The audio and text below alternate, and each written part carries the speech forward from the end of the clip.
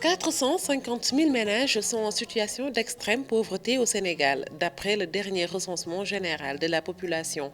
Un constat qui justifie que l'État fasse de la protection sociale une de ses priorités. En effet, depuis quelques années, la protection sociale est devenue un moyen efficace de réduction de la pauvreté et des inégalités sociales.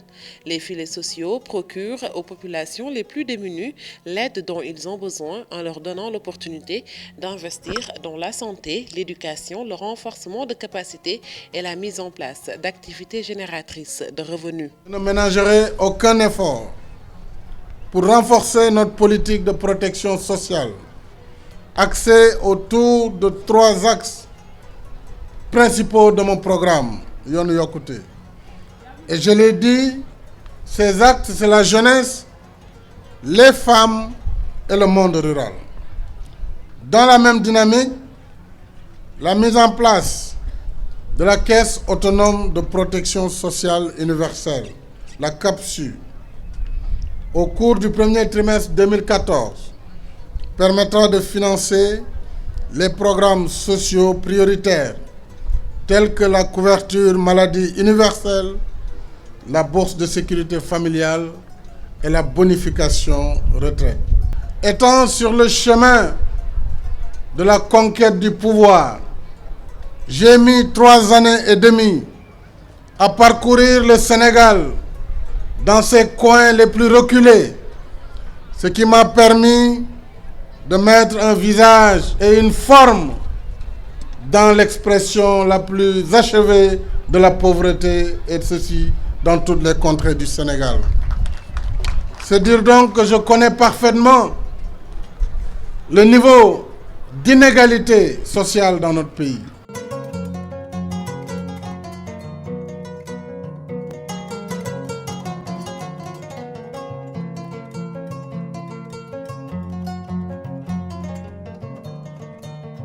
La délégation générale à la protection sociale a été créée en 2012 par le président de la République Macky Sall et elle est rattachée directement à la présidence. Et actuellement, cette délégation pilote un des programmes phares du plan Sénégal émergent, qui est le programme national de bourse sécurité familiale. C'est un programme qui a comme objectif principal de lutter contre les inégalités sociales, de permettre aux citoyens, aux groupes vulnérables, de retrouver leur dignité au sein de la société en renforçant leurs capacités productives et éducatives.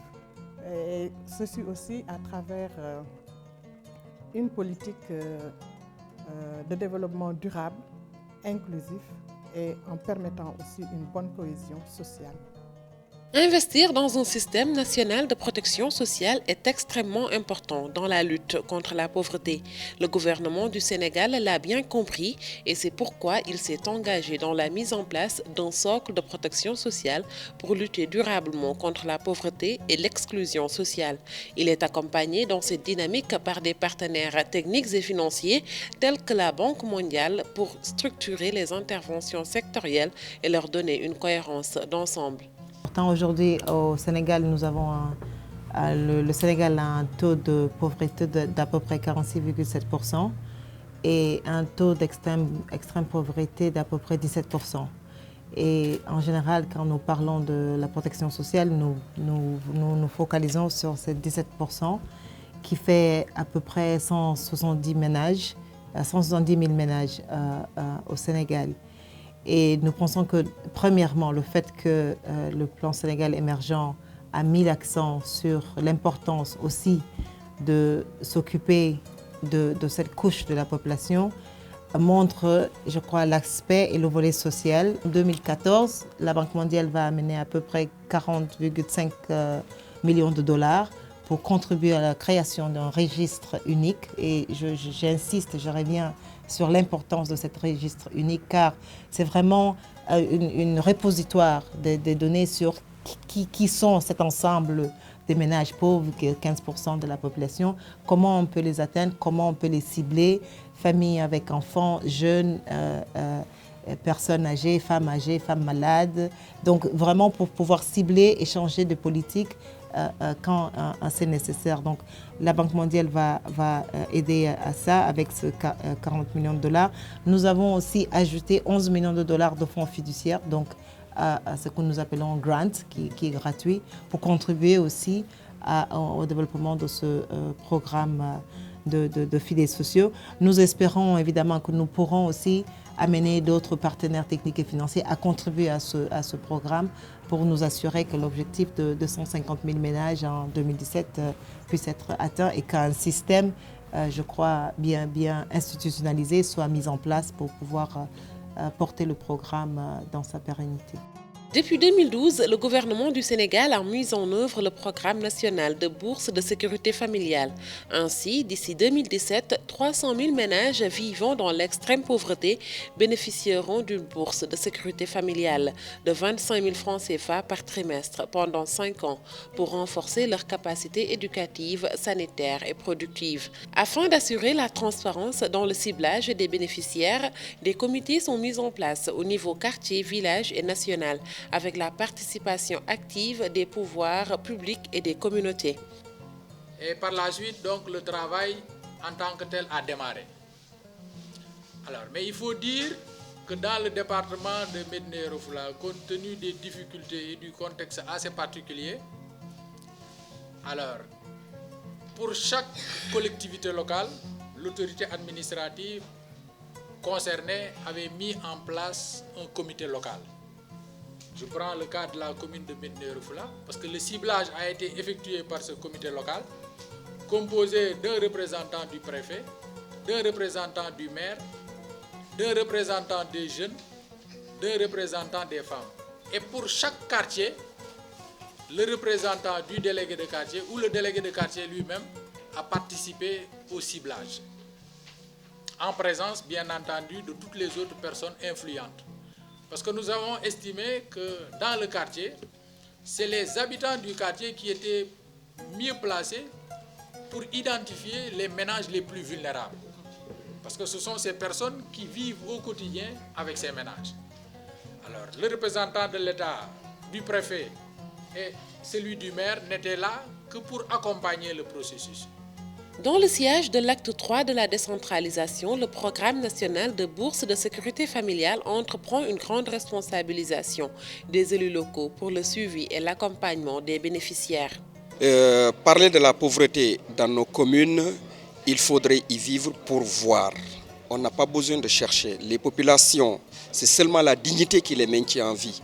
Mais ils sont dans un dénuement extrême. Il y a des poches où vous n'avez même pas de l'eau courante.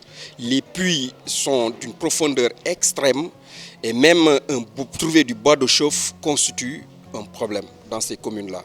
Sans parler maintenant des difficultés financières que les populations vivent dans ces collectivités. Beaucoup d'enfants ne sont pas inscrits à l'école.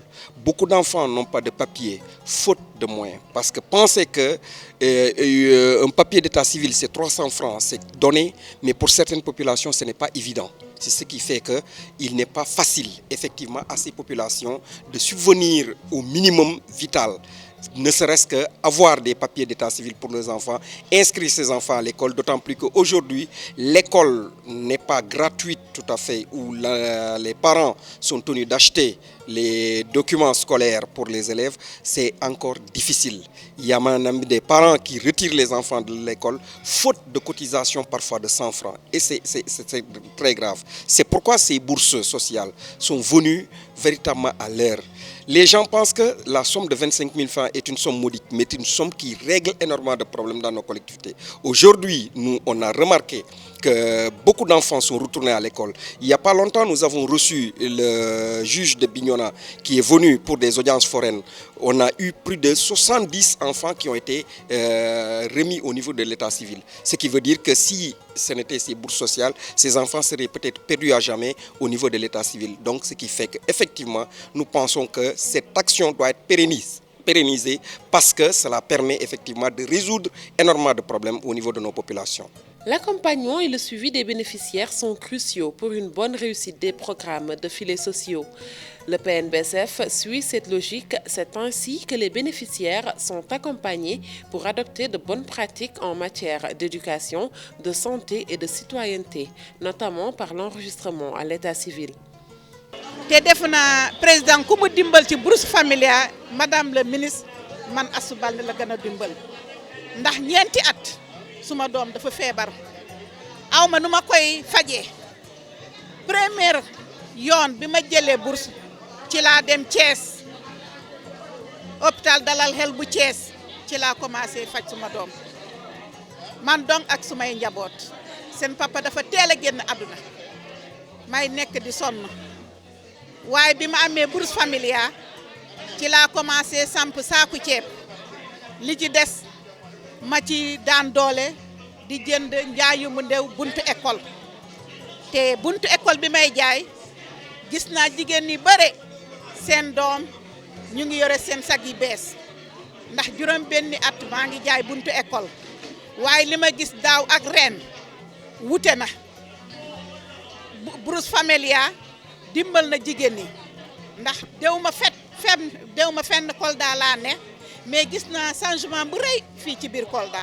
Le gouvernement du Sénégal a mis en place le projet d'appui aux filets sociaux, financé par la Banque mondiale et mis en œuvre par la Délégation générale à la protection sociale et à la solidarité nationale. Ce projet d'un montant de 20 milliards de francs CFA permettra de bâtir un socle de protection sociale intégré et de soutenir le programme national de transfert monétaire. La consolidation d'un registre national unique permettra d'avoir une approche intégrée des interventions des ministères sectoriels et des projets et programmes en direction des ménages pauvres et vulnérables pour les sortir de la pauvreté avec efficience et efficacité.